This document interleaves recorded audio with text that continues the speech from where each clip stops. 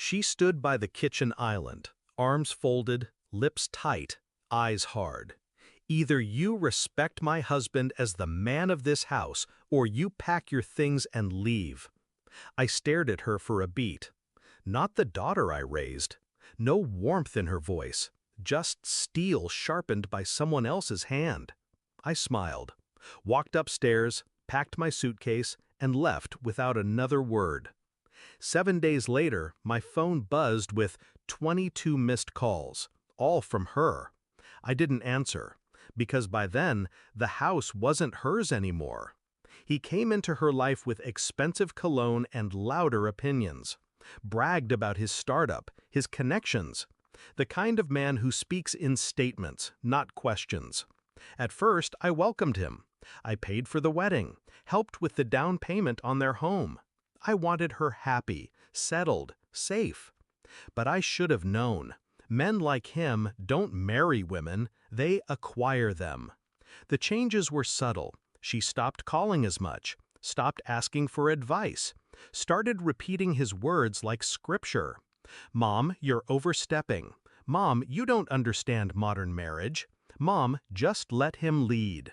He started calling me old-fashioned to my face, mocked the food I made, smirked when I offered help, and she laughed along with him. The night everything snapped, I had made them dinner, braised lamb, her favorite. He didn't show up till 10, reeked of liquor and arrogance. Sat down, didn't greet me, took one bite and spat it into a napkin. Tastes like boiled shoes. She laughed. Then she turned to me and said those words, serve him or leave. She thought I left quietly. She didn't know I took more than a suitcase. I took the title deed. Because the house, I never signed it over. It was still legally mine. I stayed with an old friend, a retired lawyer. He helped me draft the papers, eviction notice, freezing the joint account I had helped open, reclaiming assets tied to the property. All legal, all clean. But that wasn't enough. He needed to fall publicly. So I started digging. You'd be surprised what men like him hide behind leased cars and designer watches. Turns out his company was a shell. He'd faked invoices to show income, filed false tax returns to get loan approvals. The kicker? He was using my daughter's name on documents, forging her signature to shield his own.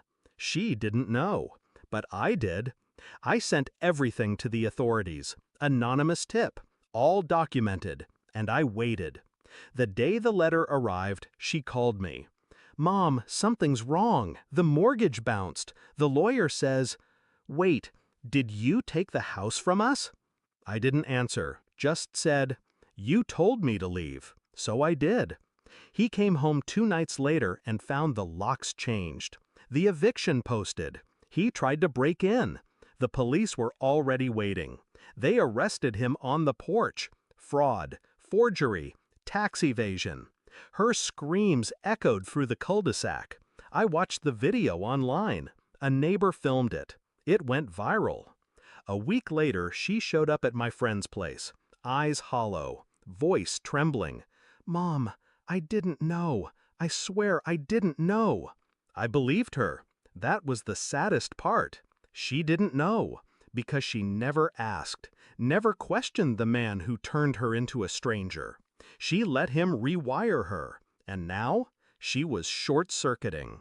I let her inside, let her cry, let her unravel every lie he told her. But I didn't comfort her. I simply said, you asked me to choose, so I did. He took everything I had given them and turned it into a weapon.